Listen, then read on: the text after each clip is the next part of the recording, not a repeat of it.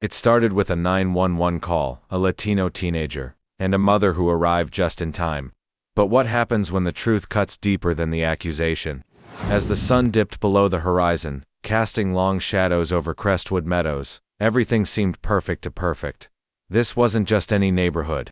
This was Plano, Texas. The lawns were pristine, the driveways freshly paved, and the sidewalks so clean you could almost eat off them. The kind of place where everything looked in place almost like a postcard, but beneath the surface. There was a stillness, a quiet that didn't feel quite right. The occasional bark from a dog or the low hum of a passing car were the only sounds breaking the silence. 15-year-old Javier Garcia walked through it all, earbuds in, blasting music so loud that the world around him seemed to fade away. His soccer practice at Eastwood High had been grueling, his body drained from the long day of school and drills. Normally he'd catch the bus home, but today, he decided to take a shortcut. A small detour through Crestwood Meadows, a decision that would change everything. Javier wasn't a stranger to the neighborhood his best friend lived just a few blocks away, but he knew full well it wasn't a place where people expected to see someone like him walking alone. Inside one of those immaculate homes, behind a large window overlooking the street, Rebecca Taylor was watching. Rebecca had lived in Crestwood Meadows for 12 years. She knew every face, every car, and every rhythm of life in her neighborhood. And right now, something felt off. A teenager, Latino, tall, athletic, walking alone, a backpack slung casually over his shoulder. She felt a flicker of unease, or was it something deeper? Rebecca picked up her phone, but hesitated. Maybe he was just passing through. Maybe he had a legitimate reason to be there. But doubt, sharp and quick, began to gnaw at her. What if he was up to something? What if she ignored it and later that night, she heard about a break-in on the news just a few houses away? She felt a cold knot in her stomach. Better safe than sorry, right? She took a steadying breath and dialed 911. Yes, I'd like to report a suspicious person in my neighborhood. But Rebecca didn't know that Javier wasn't just any teenager, and she certainly didn't know who his mother was. Rebecca's gaze remained fixed on Javier as she spoke to the dispatcher, her fingers clutching the phone a little too tightly. He's walking down my street, looking around like he's surveying the houses. I don't know who he is, and he's carrying a backpack. The dispatcher's voice was calm. Can you describe him? Rebecca's lips tightened. He's tall, Latino, wearing a hoodie, gym shorts. He has a backpack maybe. I don't know, but it just doesn't look right. The dispatcher asked if the young man was doing anything illegal. Rebecca hesitated. Well, no, not exactly, but I've never seen him before. This is a quiet neighborhood. That was enough. The dispatcher reassured her that officers would be dispatched to check it out.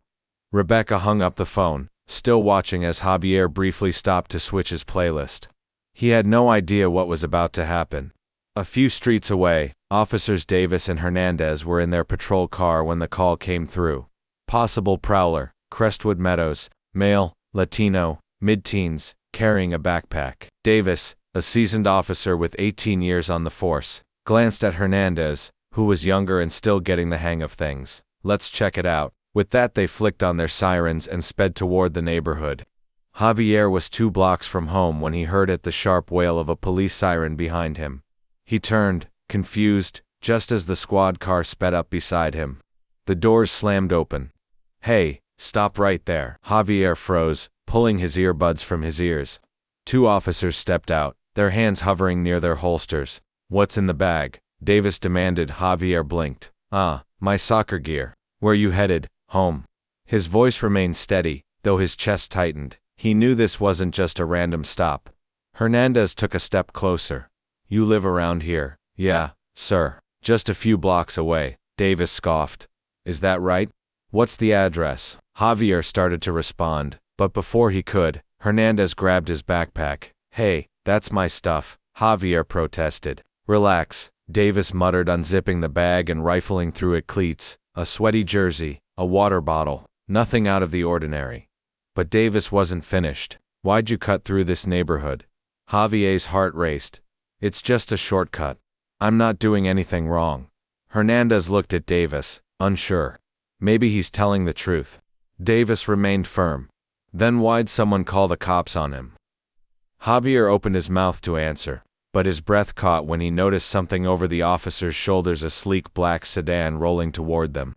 It came to a halt, and the doors swung open. Out stepped Gabriela Garcia, the mayor of Plano, but the officers had no idea who they had just stopped. And neither did Rebecca. The atmosphere seemed to change the moment Gabriela Garcia stepped out of the car. She wasn't just any mother, she was the mayor of Plano, and she carried herself like it, dressed in a sharp emerald green blazer and heels that clicked sharply against the pavement. She walked with purpose, not rushing, not panicked, but confident. A woman who was used to commanding attention and reminding others of her authority.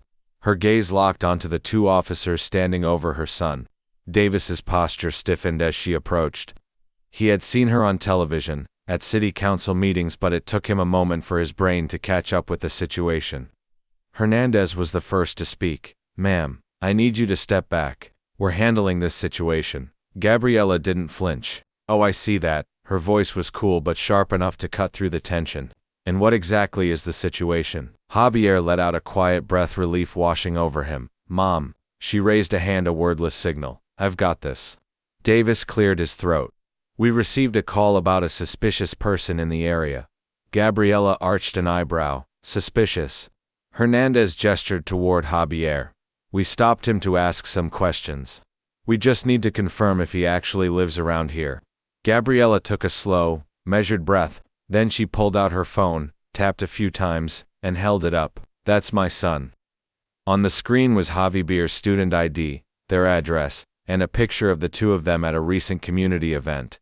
Silence. Hernandez shifted uncomfortably. Davis's jaw clenched. Gabriela wasn't finished. "So tell me, did you stop him because he was suspicious, or because someone assumed he didn't belong?" Neither officer responded. Behind them, Rebecca stood frozen in her doorway, watching the entire scene unfold. She had recognized Gabriela the moment she stepped out of the sedan, and the instant she put it all together, her stomach dropped. She had called the police on the mayor's son. She had called the police on a kid who was just walking home. And now, she stood there, watching as a mother, one of the most powerful women in the city, stared down two officers who suddenly found themselves speechless. But just because the officers were silent didn't mean Gabriela was done talking. Gabriela took a slow step forward, her gaze locking onto the officers. The air felt thick, as if everyone was holding their breath, waiting to see how she would respond. She didn't shout, she didn't curse, she didn't need to. Her voice was steady, precise and cutting. "You searched his bag. You questioned where he lived. You assumed he didn't belong." Davis squared his shoulders.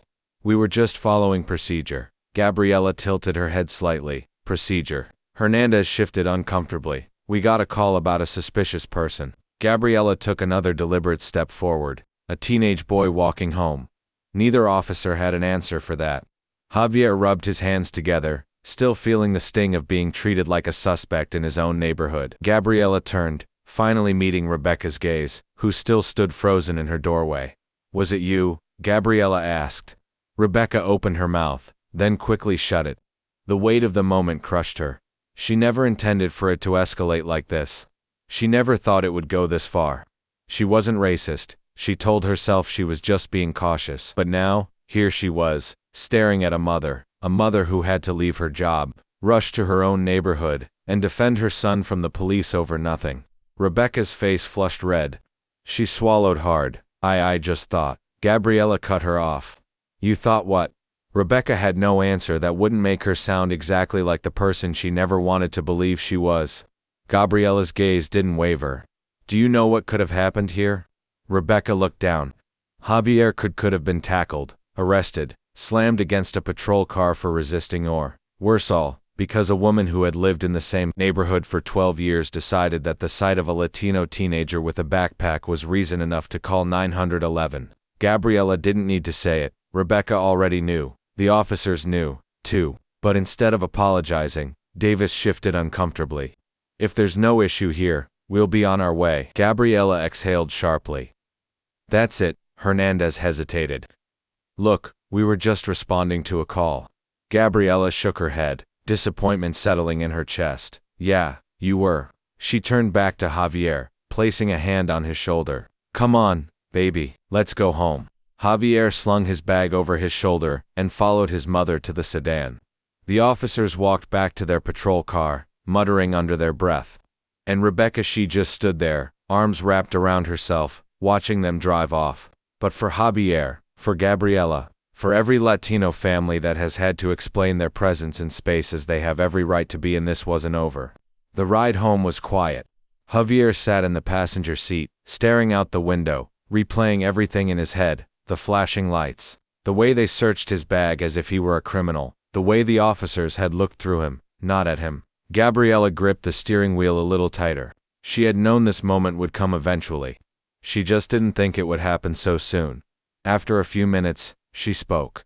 "You okay?" Javier let out a slow breath. "I don't know." Gabriela nodded. "I get it." He turned to her. "What would have happened if you weren't there?" Gabriela's stomach tightened. She didn't have an answer she wanted to say out loud. Instead, she reached over, squeezing his hand. "You did everything right." Javier sighed. "And it still didn't matter." Gabriela looked at him, then really looked at him, a 15-year-old kid, still sweaty from soccer practice, still carrying the weight of a moment that never should have happened. She knew this wasn't just about today. It was about every story like this. Every kid like him. Every parent like her who had to teach their children how to move in a world that saw them as a threat first, a person second. And across the neighborhood, Rebecca sat in her living room, staring at the phone in her hands, the same phone she had used to call 911, the same phone that could have been the reason Javier never made it home. Her stomach twisted. She thought she was being cautious. She thought she was protecting her neighborhood. But now, she realized she had just been afraid. And for the first time, she had to ask herself, afraid of what? Rebecca stared at the screen of her phone, still clutched tightly in her hand. For the first time, a thought surfaced, a question she'd spent her entire life avoiding. What if the real danger wasn't him? What if it was me? Now, think about this. How many times has a call like this ended in a completely different way? How many stories like Javier's don't end with a mother arriving just in time? And how many people like Rebecca get to walk away, never once questioning the consequences? This isn't just a tale from one afternoon in one neighborhood. It's a reality that unfolds every single day. Maybe it's time we stop pretending we don't see it. Maybe it's time we start doing something about it. If this story made you think even for just a moment, share it, talk about it, learn from it. Because the next time someone like Rebecca picks up the phone, the person on the other end might not be as lucky as Javier.